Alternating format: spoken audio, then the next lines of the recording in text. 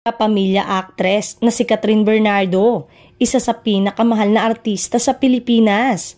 Tila wala nang makapipigil sa kasikatan ng box office queen ng Pilipinas na si Catherine Bernardo matapos ang maraming taon sa industriya ng showbiz. Hindi na nakapagtataka na umabot na sa milyon ang kanyang talent fees. Ngayon, alamin natin kung magkano nga ba ang kinikita ni Catherine Bernardo sa kanyang mga endorsement, teleserye, TV shows at pelikula. Isa si Catherine Bernardo sa pinakasikat na endorsers sa bansa. Sa bawat brand na kanyang iniendorso, umaabot sa 35 million pesos ang kanyang talent fee.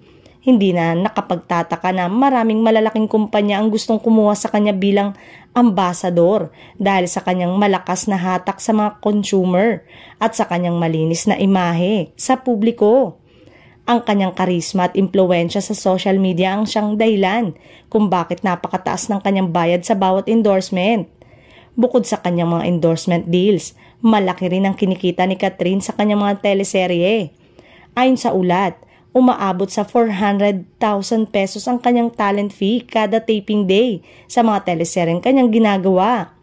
Dahil sa kanyang husay sa pag-arte at malaking fan base, hindi na nakakagulat na isa siya sa pinakamahal na aktres sa industriya ng telebisyon. Hindi lang sa teleserye naglalabas ng malaking bayad para kay Catherine, kundi pati na rin sa mga TV shows. Aabot din sa 400,000 pesos ang kanyang kita sa bawat araw ng taping para sa mga shows, kung saan siya ay nagiging bahagi. Ipinapakita lamang nito kung gaano kalaki ang halaga ng kanyang talento at dedikasyon sa industriya. Si Catherine Bernardo ay tumatanggap ng hindi bababa sa 35 million pesos sa bawat pelikulang kanyang pinagbibidahan bilang isa sa mga pinaka-bankable actress sa Pilipinas.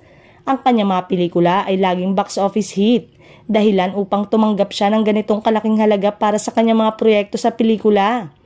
Sa kanyang kausayan sa pagganap at sa hindi matatawarang suporta ng kanyang mga tagahanga, walang duda na karapat-dapat lamang ang kanyang bayad sa bawat pelikula.